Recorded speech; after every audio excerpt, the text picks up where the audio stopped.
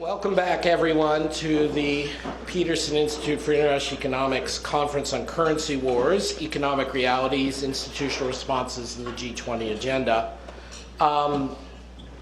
We had an outstanding morning, I think you'll all agree. The substance of discussion in both panels, our legal WTO IMF panel, and preceding that, our economic impacts panel was terrific. I think possibly in terms of headlines, but equally in terms of substance, we're going to have an outstanding panel right now. As I said at the start of today's meeting, part of the point of today's conference is to make sure that not only do we have multiple perspectives functionally, legal people, people from the IMF, as well as independent economists and market people, but to make sure that voices from abroad, from outside Washington, are strongly heard, not necessarily listened to slavishly, but of course Washington shouldn't be listened to slavishly either. It's my pleasure and privilege, having worked with Joe Gagnon, to bring together an absolutely outstanding panel, as I think is why you're all here. We have with us three of the current G20 deputies from the central banking side and three colleagues of mine of long-standing, excuse me, all of whom I admire greatly. That is Benoit Coeure of the European Central Bank, John Murray of the Bank of Canada, and Luiz Pereira da Silva of the Banco Central do Brasil. This gives you, I think, three important legs geographically and three very different country or economy perspectives. None of these people are defined solely by where they sit. They are all economists and policymakers of great stature, and they will give their independent views. But obviously, to hear a Brazilian, a Canadian, a European, or rather Euro area official carries a certain weight. Now, to bring that all together, to have open discussion is wonderful, but then one needs someone who can handle and stand up with such a great crowd. And for that, I'm enormously grateful to Robert Zoellick for agreeing to be cleanup hitter on this panel, to use an American expression.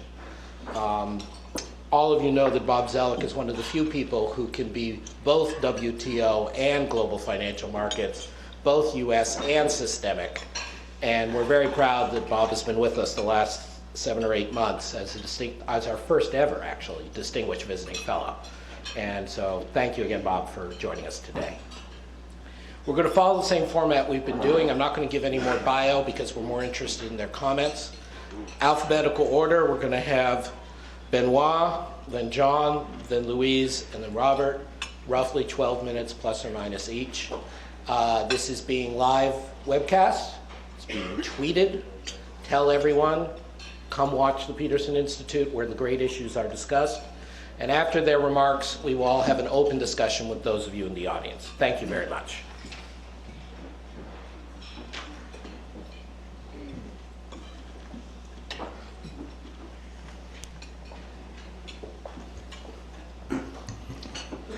Well, thank you very much, Adam. Thank you for the invitation, and good afternoon to all of you. I'm very glad to learn that this is alphabetical order. Could have been decreasing balance sheet, could have been increasing growth numbers, but anyway. So I would like to share a few remarks on currency wars. In so doing, I will take a central banker's perspective, so this will not be about WTO in any sense. And with that, it will be a perspective from Europe, meaning from a large central bank. So it will be mostly about exchange rates between large currencies, and not that much about emerging market economies, but I'm very confident that Luis will address these issues. So the starting point here comes from economic history. It also comes from economic theory, and in a sense also from political economy. The starting point is that policies that are efficient for the global economy are not necessarily optimal from the national standpoint, meaning that there is always a temptation to shift the burden and the costs of adjustment abroad, and to maximize the net gains accruing to national residents. So the starting point is that cooperative equilibria are not the natural state of the world. We've learned that from the 1930s, certainly. We've learned that from economic theory, and also this is the political economy, or even human nature, if you want. So the starting point is that there is always a temptation to divert from the cooperative equilibrium. That said, what I would like to highlight in my remarks is that there are basically two approaches to exchange rate coordination. The first one is rather benign, and this will be my starting point. So let's call that the let's keep our house in order approach. And this will be basically that if exchange rate movements are the consequence of monetary policy decisions at home aiming to achieve national objectives, then it's broadly okay, it's broadly optimal, and we shouldn't worry too much about exchange rate movements. This is a dominant view today in the central banking community. I think it's a relevant starting point, and it's a relevant reference point, so to speak. That said, there are risks that this benign approach to exchange rate coordination could not be sustained or would not hold for various reasons that I would try to highlight. So I will call that the let's not kick our head into the sand approach. So let's start from this benign approach, but let's also acknowledge that there are situations where there are risks, and that in particular risks of currency wars that could be harmful to the global economy. So beginning with the benign approach, or the case of no concerns about currency manipulation, the starting point is that typically exchange rate movements that arise from monetary policy shocks in various countries certainly do exert spillovers on the rest of the world, but such spillovers can be offset by policy measures in the other regions. So to the extent that the ability of other central banks to act is unconstrained, so to the extent that their ability to offset these shocks is unconstrained, then currency movements arising from monetary policy decisions abroad are not that much of a concern. And I think this is the right starting point. This is the focal point. And this is by and large the environment in which the ECB operates. The exchange rate of the euro is floating against major currencies. The exchange rate is not a policy target for the ECB. Certainly it does matter for price stability and for growth. So as such, the exchange rate is part of our overall assessment of the appropriateness of the policy stance. If contrary to our objective of medium-term price stability, it may trigger offsetting policy action, but it's not a policy target per se. And this is the basic philosophy under which the ECB operates. Another important aspect of the consequences of exchange rate movements is that insofar as they result from monetary policy shocks, they bring about few trade-offs for domestic monetary policy. And the basic reason is that currency appreciation would have to generally tends to have the same effects or effects of the same sign on inflation and on growth. This is not the case for currency movements that do not arise from monetary policy shocks, which have the potential to be more dangerous. But insofar as they arise from monetary policy shocks, there is very little trade-off in terms of monetary policy. And when you look at the empirical evidence on the cross-border effects of standard monetary policy shocks, you can see that, for instance, monetary easing in the US certainly brings down the dollar. But also it brings along a fall in net exports in the US, not an increase in net exports, but a fall in net exports, and a global output expansion. So broadly speaking, for any other countries than the US, the negative impact of currency appreciation on growth and inflation is partly or entirely offset by demand spillovers, by output spillovers. And this is another matter for no concern about the spillovers arising from monetary policy decisions. And this is very well documented in empirical research. This argument should not be confused with another perspective, or even an emerging perspective that you can find increasingly, in particular in the editorial pages of the Financial Times, which have been very forceful about that, which I would call the Panglossian approach to monetary cooperation, which is that competitive devaluations triggering an arms race towards depreciated currencies would be welfare enhancing. They would be welcome in the current environment because, contrary to a tariff war that leaves everybody worse off, that is a negative-sum game, currency competition would just be instrumental in generating the needed coordinated monetary expansion that would be good for large economies. So basically the story goes as follows. There is no, in the absence of a formal coordination of monetary policies, the currency wars can be a substitute for coordination. They can be a coordinating device that will deliver monetary expansion all throughout major economies. I disagree with that view. First, it rests on the assumption that monetary policymakers should do more than what they are currently doing. And that currency depreciation would make up for a perceived lack of action of major central banks. I don't think that is the case. Monetary policy has been and is likely to remain very accommodative in all major economies, so there is no need to substitute for lack of action by major central banks. And also this Panglossian approach to coordination creates difficulties of its own, and I will come back on that in a few minutes. So that's the starting point. The starting point is that in so much as exchange rate movements results from monetary policy decisions at home aiming at achieving national targets, they are fine and they are not a matter of concern. I think that's right.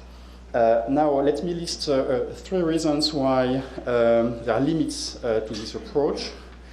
The first reason is more on the analytical side, on the intellectual side. When you reflect on the economic literature, on international coordination. By and large, the literature finds only modest gains from international policy cooperation. We know that. I'm not going to quote all the papers, but we know that the literature is not enthusiastic about monetary policy coordination. And this consensus has been reinforced by the paradigm shift in international macroeconomic theory, from Mundell-Fleming Dornbusch to a new open economy macro, and this is the prevailing consensus. Now, when you look at the reasons when you look at the assumptions under which this kind of result would hold, that there is no need for coordination. Basically, this works when central banks operate in a frictionless environment with only moderate macroeconomic interdependence. And this is not the real world. This is an ideal world. Olivier Blanchard and Jordi Galli has described this state as a state of divine coincidence, where one policy instrument would suffice to achieve all targets. We don't live in a world where one policy instrument is sufficient to achieve all targets. We live in a world with financial frictions, increasingly so, and we live in a world with very strong interdependences, which reinforces the case for cooperation, or which create non-trivial gains from policy cooperation. So that's the first argument, which is more an intellectual argument, or an analytical argument. The second argument, I'm not going to dwell too much on it, is that not all economies have been affected the same way by the crisis. And this is an important difference from the 1930s. We all have in mind the comparison with the 1930s and the risk of non-cooperative equilibria, both in the trade domain and in the currency domain that we could see in the 1930s.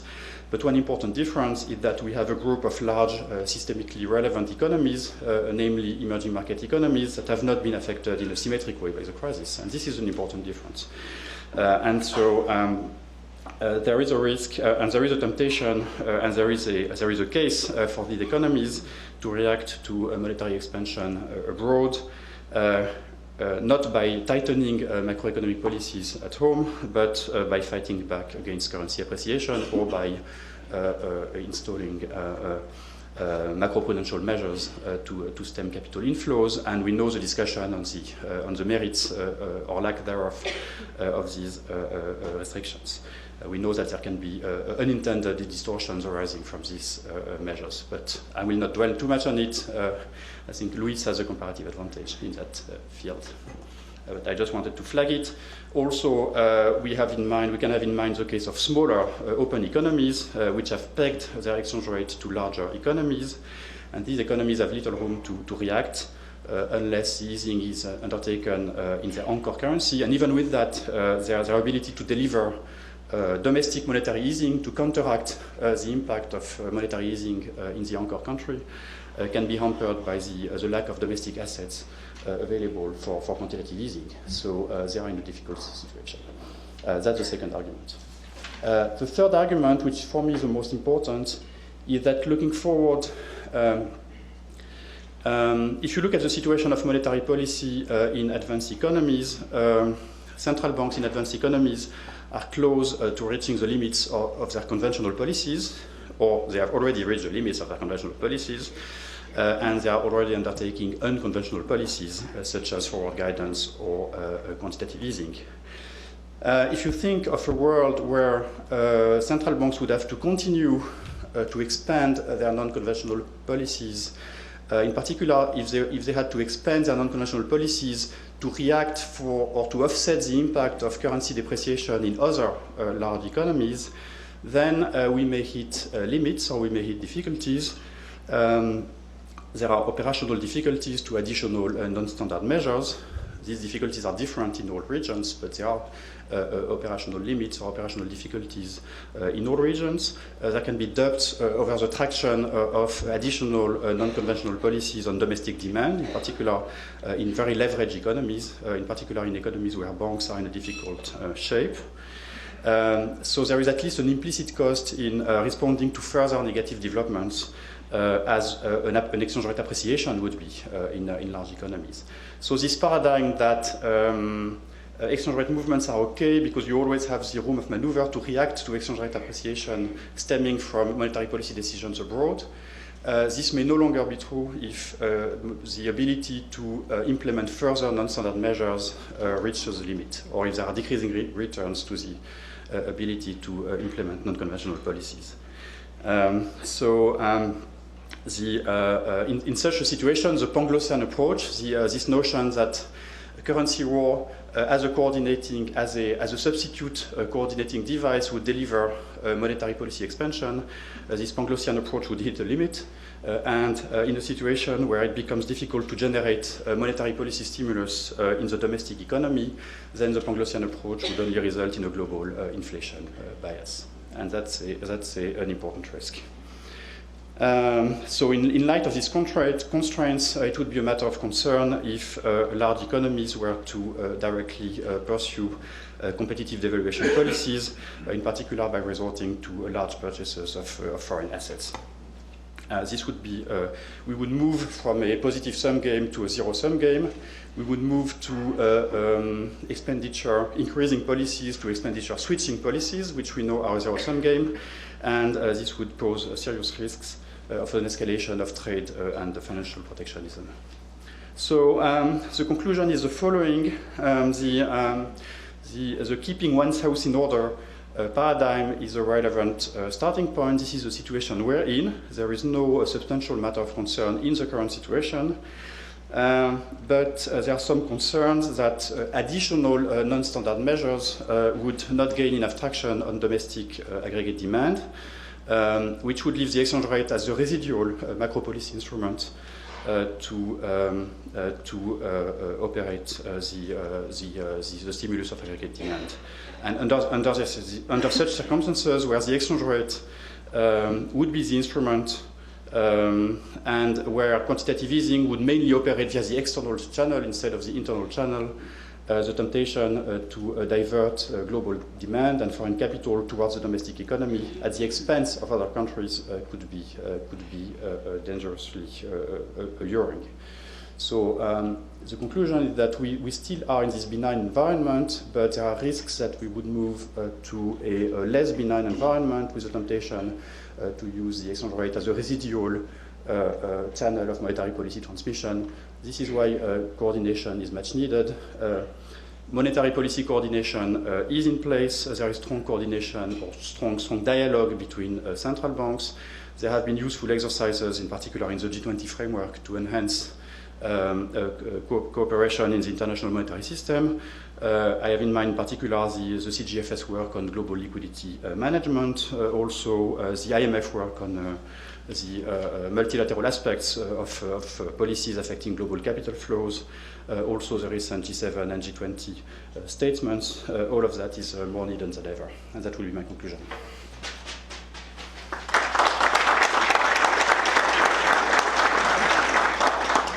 Thank you, Benoit, for getting us off to such a rousing start. So we have now heard that exchange rate policy is the last refuge of a scoundrel central banker. So I'd like to now call on John Murray of the Bank of Canada, if I could, please. Yes. Just click.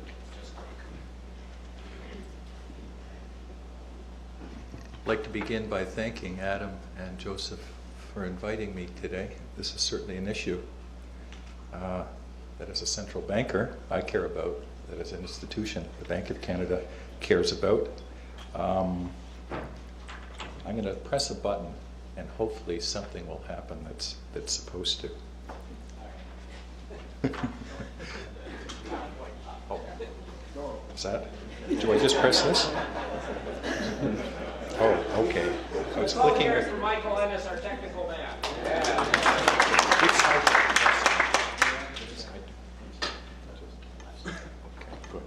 Good. Okay. Ready. I don't want to bring down the mood after the rousing start by Benoit, but what I'd like to do today is share the results of some work that we've done at the Bank of Canada over the last few years, which feeds into, if not a solution to the problem, I can't promise that despite the request of our organizers, but sort of underscoring the importance of finding a solution and trying to document as we can some of the costs of what's been going on lately in foreign exchange markets and otherwise. I call my first slide Escaping the Prisoner's Dilemma. Here I'm referring to the urgent need to rotate global demand, to accommodate, allow the deleveraging that's required in advanced economies and greater reliance on external demand as a support for growth. And by turns, less reliance on export-led growth in emerging economies, some, not all, and increased reliance, one hopes, on domestic demand. What we're talking about, of course, is something that we've talked about for ages. The underlying asymmetry in the existing system, yes, but virtually all international monetary systems, starting with the gold standard, the dollar standard that followed it. And now the notion that, not just the notion, the reality that deficit countries have no choice but to eventually adjust, give way, as it were, while surplus countries have the luxury of more time and resistance. What I'm going to do, and this really started with some modeling work that we began about 3 years ago, with the start of the G20 initiative. I want to bring this back to the G20 framework and the notion of policy coordination within it. And identify, I mean, the titles aren't very creative. Good solution, bad solution, ugly solution. And what we're using as tools here are two sets of global models that the Bank of Canada has developed. They're actually an integral part of our projection, policy analysis work at the bank. We take them seriously. By that I don't mean that you should take the results I'm about to show you with absolute confidence and assurance. They're by way of illustration But what I'm trying to say is that they've been carefully parameterized. There's something that we use in our work, but of course with all models, it doesn't come with any guarantee. So take it in the right spirit. What do we mean by the good solution? Must stress that this isn't ideal, this isn't the Goldilocks, but it's good. And it embeds some key features of the G-20 framework that was enunciated in 2009. First, and obviously, some serious fiscal consolidation in most, not all, advanced economies. Secondly, of course, meaningful deleveraging by households and banks in many advanced economies. Third, structural reforms to promote growth in the advanced economies. This is all sort of good. Embedded in this third element is, of course, the important structural reform related to financial sector reform being conducted by the FSB. And then finally, structural reforms and exchange rate adjustments in many emerging market economies. Now I'm going to try and press on here, and hopefully something should pop up. This is kind of the good solution. Suppose countries, starting on day one, actually started to do all four things as part of a joint commitment within the G20 and pursued it in an animated way. The scenario we've got here is one which I won't try and describe all the moving parts, but a very important part involves a meaningful appreciation of the China's renminbi and a meaningful real depreciation of the US dollar. But as was noted earlier, of course, we're not just talking about the US, we're not just talking about China. I'm giving specifics here in the chart for them, but it involves more countries at play. Here, we've got a 20% real appreciation of the yuan and a 10% roughly real depreciation of the US dollar. We also have the fiscal consolidation I talked about, the household bank deleveraging, some structural reform embedded here. Good solution. This is kind of what global imbalances would do out to the year 2020.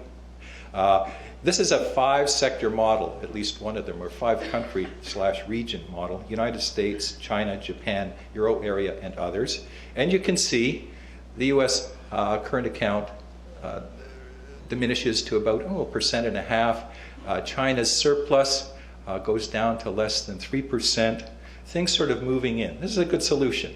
Okay, good solutions are good, but a little boring. Everything's great.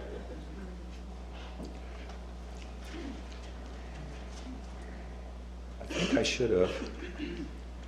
I may have gone too far. How do I get back, Mike? I want to get back to my text. Huh? Okay. Just going to get me squared away. Okay. This is. Okay. Now I'm back. And when you want to go, just click anywhere in there. Okay. Good. Thank you. Sorry. Technical advice. Heavy costs of delaying needed adjustment. The bad scenario is one in which countries eventually realize they have to do the right thing, but they drag their feet on every front. Fiscal consolidation is delayed, household bank deleveraging is delayed, structural reform is delayed, currency adjustment is delayed in the EMEs by at least a 3-year period. The results are kind of startling. Now, I realize all of this is model specific, but just to note here, before I flip to charts 3 and 4, the resulting loss just through the delay by the model estimate, the loss in global GDP is roughly $6 trillion US dollars, equivalent to roughly 8% of global GDP. That's the difference between the good solution and the bad. The cumulative loss in global output is about 16 trillion net present value over the 2012-2016 period. Now, admittedly, This is kind of what it looks like just in terms of the real effective exchange rate. All I've done here is delay by a few years the quotes needed appreciation of the renminbi. It later makes up for it. So this is simply a delay. If we didn't allow the model to work, it would blow up, perhaps kind of like the real world. So you eventually have to let things that need to happen, happen.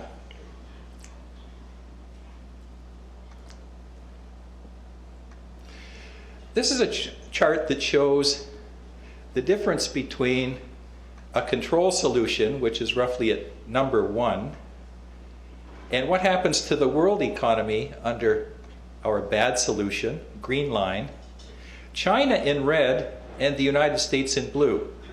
The US in this simulation loses about 6% equivalent of the GDP level it would have through this delayed reaction.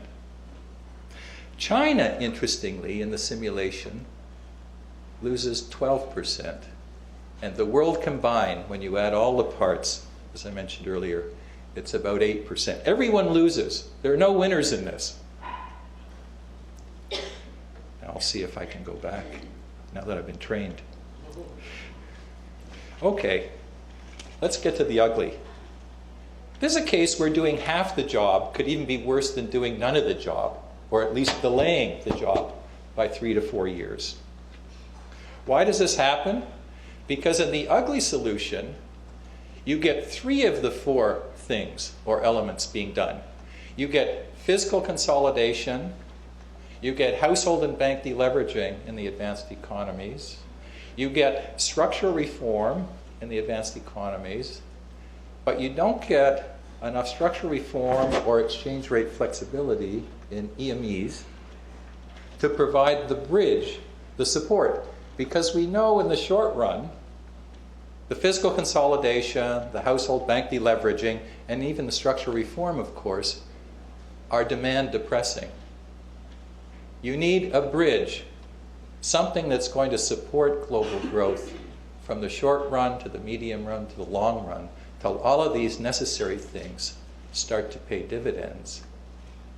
Not only do you need it as a bridge, but there's an inevitability to it, that advanced economies have to rely less on domestic demand and more on external demand.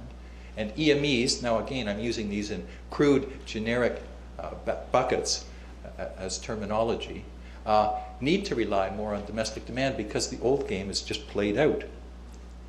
But in this case, because you don't have that support, that rotation, through more flexible market-determined exchange rates that help guide the rotation, all you get are the depressing effects early on of the first 3 elements of the G-20 framework. And you get front-end loaded fiscal consolidation without demand rotation. You get a net present value cumulative loss over the next 5 years equivalent to 17.6 trillion, or 10% higher than the bad solution. So there's something worse than bad, and it's ugly. And it's because the exchange rate adjustment in our simulations is that important as the support, the lift. And this is kind of what it looks like. The bad solution for the world, GDP, is in red. The ugly solution is in green. Eventually, the ugly solution is better than the bad solution. That's because with enough demand compression, downward pressure on domestic wages and prices, the system does correct itself, however painfully, without the assist of exchange rate movement. But it's a long, painful process. And in the meantime, the cumulative world output loss from about 2011-12 to 2015, roughly, is much larger in the ugly than it is in the bad. Now I'm going to try and go back here.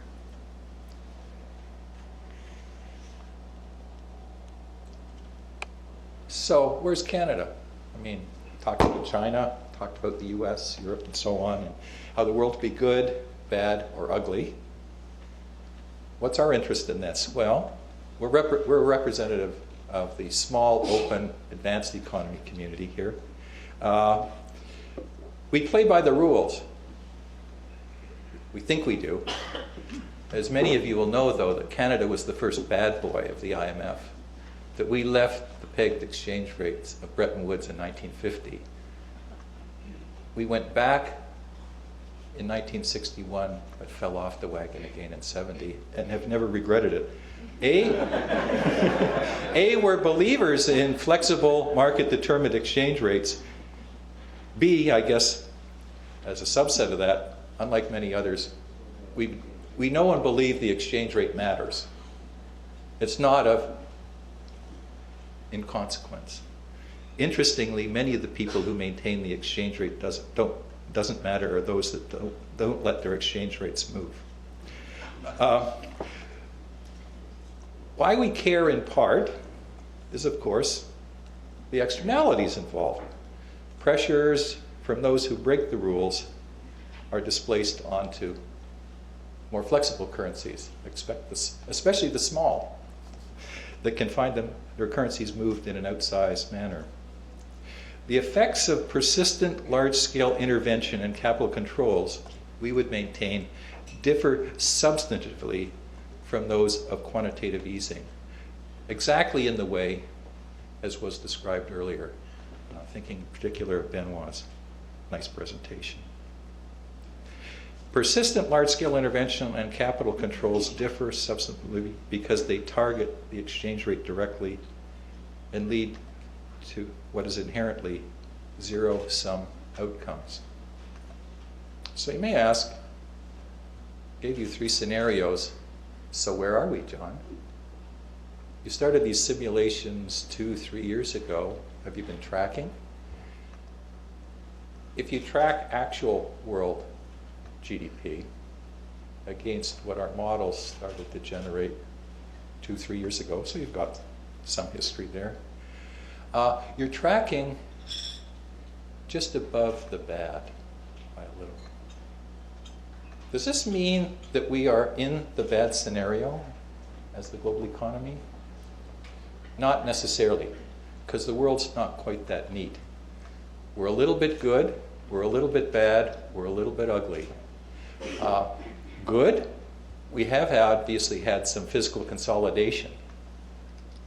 So it's not like the bad in that sense. We have had some meaningful household deleveraging and bank deleveraging, recapitalization, restructuring in many countries.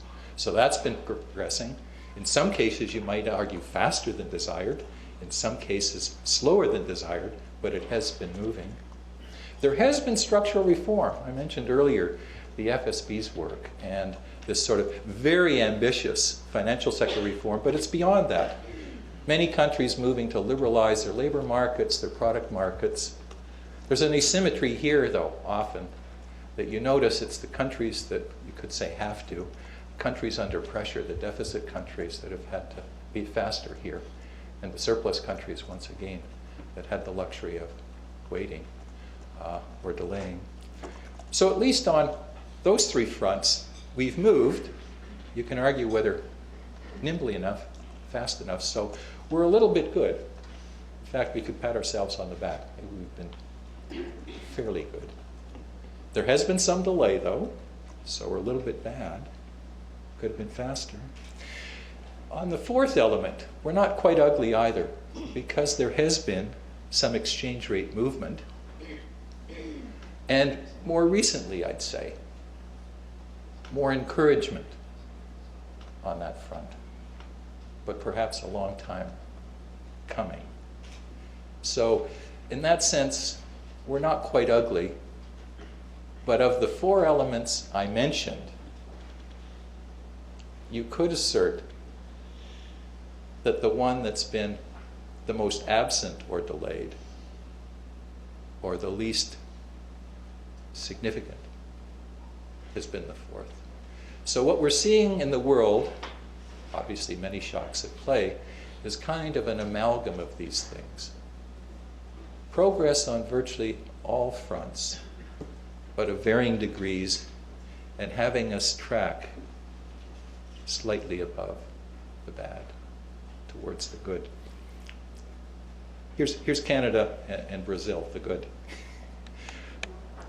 I'm not putting this up because I suggest every currency needs to move by the same amount, and unless they do, they're obviously misbehaving. It's just by way of showing, looking at the Brazilian real, how much they've moved since 2002, and Canada, coincidentally, net by almost the same amount, by roughly 40% real effective, and China too. China's come up relative to this measure, 2002, about 10% net. And more recently. But is it enough? How much should they have moved? There is a sense that, as indicated by the reserves that have been accumulated and the capital controls, that certainly there's been resistance on certain fronts. And again, I don't mean to point the finger just at China. But there is a form of inhibition, something that's at play, if not subverting, certainly inhibiting, delaying the adjustment process, not facilitating as it might this needed rotation of demand globally. That could certainly put us all on a better path. It's not a case of one country, if you take the longer view, doing a favor to others, because the game we were on, the track we were on, just not being sustainable. We've done a lot more work from this on this, and if I haven't bored you too much, there's some references at the end of my presentation. Our Governor Mark Carney, some colleagues in recent Bank of Canada reviews, and by coincidence I've done some speeches, and I didn't even realize it until after I gave the speech that the title, The Great Frustration, is actually more apt than I thought. And I was sort of thinking, oh yeah, frustration, WTO. So I'll stop here, but thank you for your patience.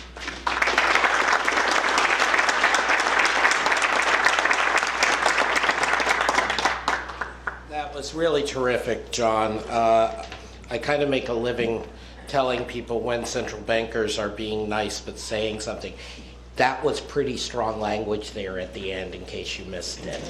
I would like to thank John, his colleagues at the Bank of Canada, for providing so much substantive input, so much work that is of common use. Obviously, once you put a specific model out there, it gets shot at, but it gives you the ability to really think about things through. And I also want to thank John for giving us an idea of one vision of the scale of the problem.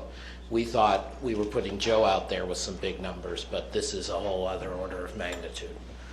I guess the final thing to note is that, especially by the time you get to the last chart and the word frustration, Canada and Brazil were separated at birth. Who knew? So maybe we'll hear something very similar from Luiz Pereira da Silva of the Banco Central de Brazil. Please.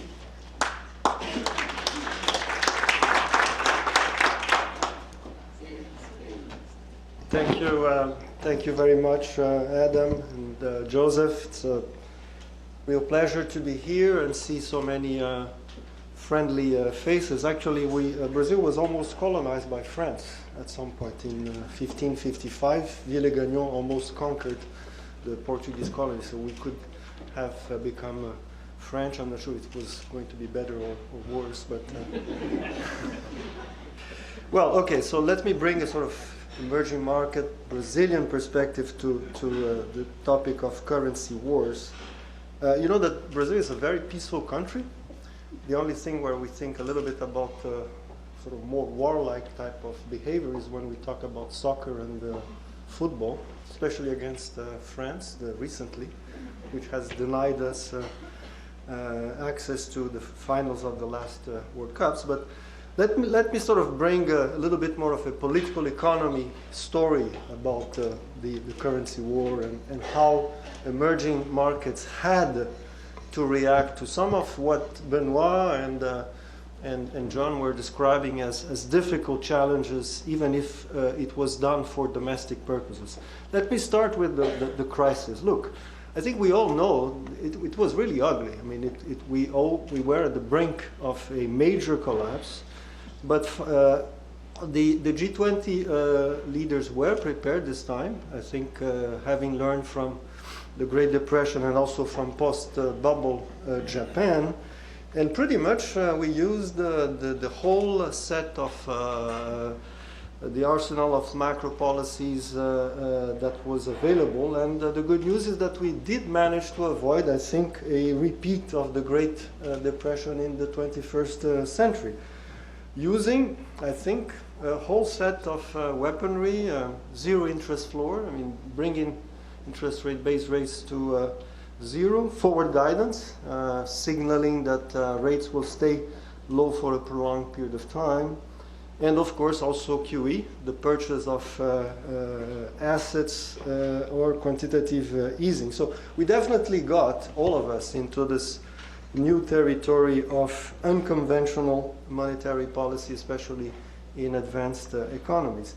And logically, this was supposed to work. I mean, it was, you had like balance sheet repair, you had very low cost of money, spreads anchored at a low level for a prolonged period of time, liquid balance sheets in banks and firms. So basically, once you had all that, it was expected that you would have some recovery of animal spirits, that firms and banks would begin rehiring and investing, and therefore the recovery will sort of kick in.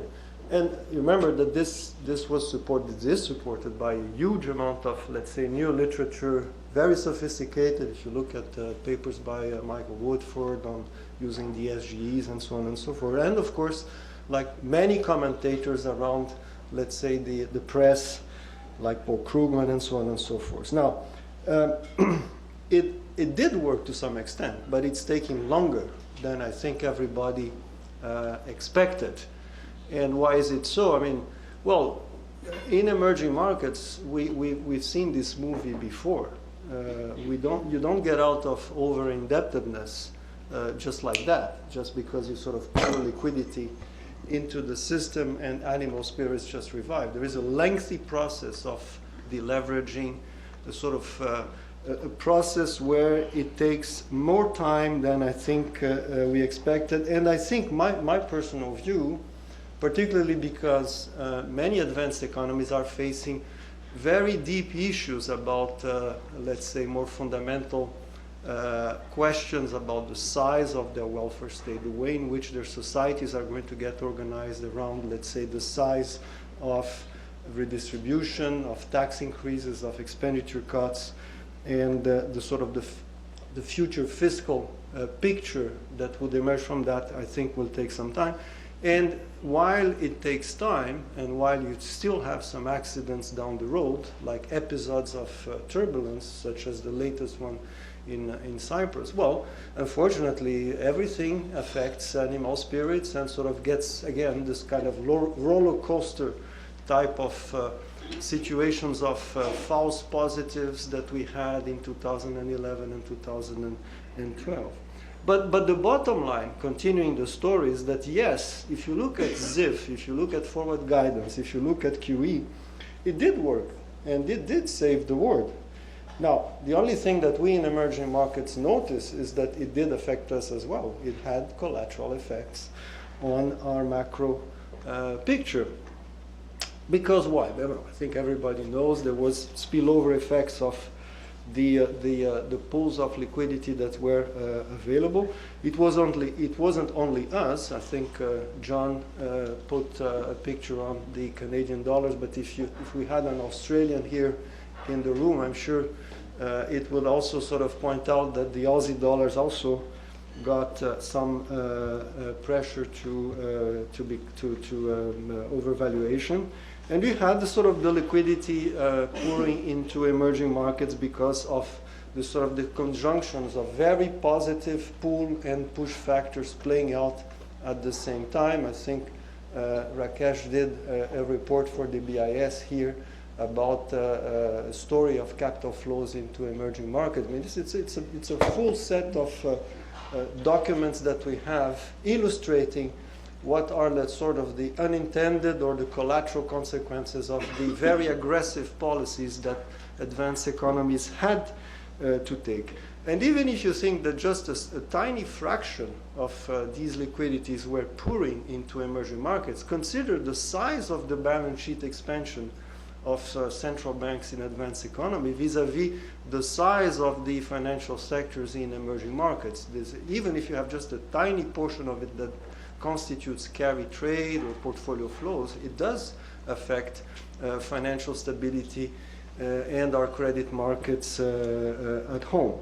So there was, because of this sort of the way in which you were seeing the phenomenon, a number of sort of questions about, okay, this was good because it had a positive effect on global activity, and therefore spillover effects that were positive for emerging markets, or was it, let's say, because of the increase in financial risk that these liquidity pull into your guys' equity and credit markets was threatening your own financial stability? Complicated questions, because the two things, let's say, play positive and negative roles. There was a number of academic studies. The fund, for instance, did a number of recent studies on the spillover effects. We ourselves try to sort of construct a little bit of a more rigorous type of counterfactual study using remember the old Ekman tradition of constructing a model. You estimate the counterfactual, you estimate the robustness of the coefficients, and then you run the counterfactual, and then you compare with the active. Complicated stuff, but the bottom line is that, and the paper will be soon available. Look, our results, but I'm sure that anyone else can any other country can replicate it, shows that indeed, look, the intuition of people saying, look, it has a effect on equity markets, it has an effect on credit markets, it has an effect on creating a pressure for overvaluing, again, your currency, and it has an inflationary effect because of all these forces compounding already demand, did take place in Brazil. However, it's also true that what was claimed by policymakers in advanced economies, and this was one of Benoit's point, it did also, of course, produce positive effects on activity in emerging markets. So we were caught between these two situations. So what were the challenges in terms of emerging markets policy response facing these challenges and this dilemma? We had, of course, at the same time to take care of our own recovery after Lehman. And in order to take care of that, we engineer very straightforward textbook countercyclical fiscal and monetary policy. But doing that, we got a very standard V-shaped recovery, which produced also some overheating. So while we were recovering very fast, we had also to take care of the inflationary pressure coming from our own recovery in Brazil. Remember, Brazil was growing at a pace of 7.5% in terms of GDP at the end of 2010, which was clearly above our potential. So we had at the same time to take care of, let's say, price stability and macro stability in Brazil in the process of our own recovery, and at the same time to sort of deal with, let's say, this additional exuberance, excess liquidity, credit, portfolio flows coming from the policies that I described as unconventional from advanced economies. So what did you do? Well, we very pragmatically, we used a combination of standard textbook aggregate demand control policies, monetary and fiscal, but we had also to complement that with things that were necessarily geared towards, let's say, reducing the risk of financial instability in Brazil. And those were what we called, let's say, macro, or what the sort of the new literature now calls macro prudential measures, and they are very sort of standard as well. Bank reserve requirements, increased capital requirements in some specific sectors such as consumer credit market, and also some interventions in foreign exchange. You know, why? Oh, because this was clearly a channel where that was being exacerbated in terms of the transmission of these capital flows and liquidity in a country like Brazil for, again, a number of reasons. For, let's say, the yield differentials, for the quite sort of sound and robust macro picture that we had. So we had also to intervene. We took some measures to reduce, let's say, flows in specific areas by imposing financial transaction taxes, and we were supported by some new literature by the fund. If you look at the papers recently produced by Jonathan Austria and so on and so forth, calling for, let's say, having a concern about that.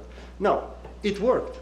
Of course it worked. I mean, we have a central bank with reserves in Brazil, has the means to create situations where, let's say, we can have a grasp on this excess liquidity per unit. But it is important to acknowledge that there is no free lunch, that we had also to pay a price in terms of foreign investors' perception of, let's say, policy transparency and predictability. And perhaps in retrospect, it also affected our own animal spirits at home, because we were facing this dilemma. We had at the same time to sort of take care of our own macroeconomic stability and take measures to do so, and construct a framework of sound and predictable macro framework, but at the same time take measures that were, let's say, not necessarily as friendly as our previous sort of track record was suggesting.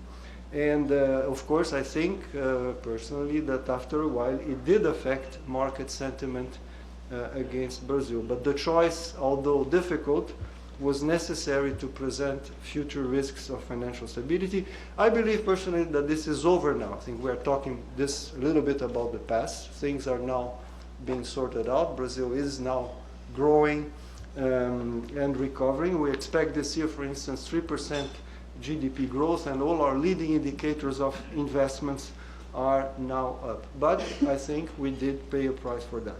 So concluding, look, we have here around this table many people that participated in G20 meetings. Are we capable of coordinating, let's say, policy responses in these difficult circumstances? Think of the way in which we are sort of having a kind of laissez-faire, pragmatic type of solution today. Advanced economies can continue having, for, let's say, to foster their recovery, unconventional monetary policies with QE and maintaining very low interest rates and also forward guidance.